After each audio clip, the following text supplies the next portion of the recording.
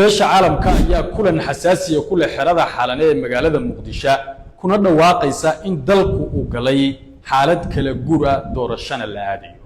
taas oo dhabarjab ku ah Xasan Sheekh Maxamuud madaxweynaha sharci darrada ku jooga Villa Soomaaliya beesha caalamka ayaa kulan xasaasiya oo indhaha lagu hayo ku leh xerada xalane ee magaalada Muqdisho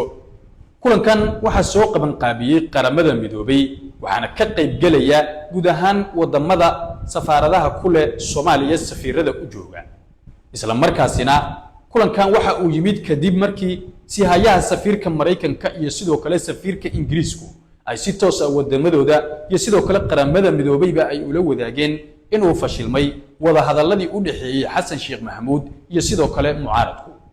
beesha caalamka ayaa kulan xasaasiya ku leh xerada xalane kulankan waxa ka qayb galaya guud ahaan safiirada wadamada safaaradaha ku leh Soomaaliya qayb kamid ah safiirada oo ka maqnaa dalka ayaa si degdeg ah loogu yeeray intooda badan waxa ay joogeen magaalada Nairobi saaka aroornimadii ayayna intii ugu dambeysay soo gaareen waxayna qayb ka yihiin kulanka haatan socda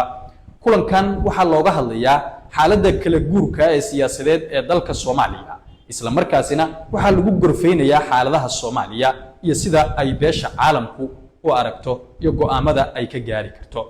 sidoo kale kulankan inta uu socdo khudbadaha ugu badan waxa jeedin doona si hayaha safiirka Mareykanka iyo sidoo kale safiirka Ingiriiska oo iyagu qayb ka ahaa wada hadaladii iyo kulamadii fashilka ku soo dhamaaday ee u dhaxeeyay Xasan Sheekh Maxamuud iyo sidoo kale mucaaradka kulamadan markii ay soo dhamaadaan kadib waxa amaalinta birrito ah beesha caalamku ay kulamo kale la yeelan doontaa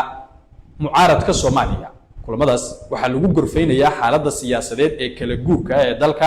iyo sidoo kale doorashada dalku uu aadi karo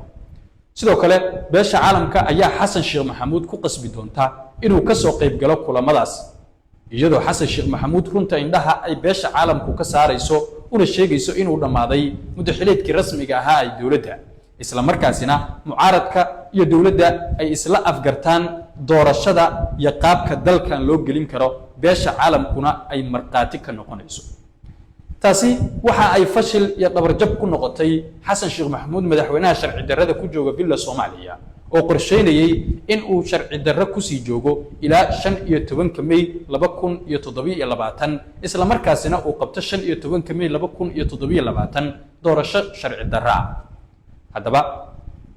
Xasan Sheekh Maxamuud madaxweynaha sharci darrada ku jooga Villa Soomaaliya oo isku haleynaya dawlado saaxiibo la Soomaaliya ma ka hor imaan kara beesha caalamka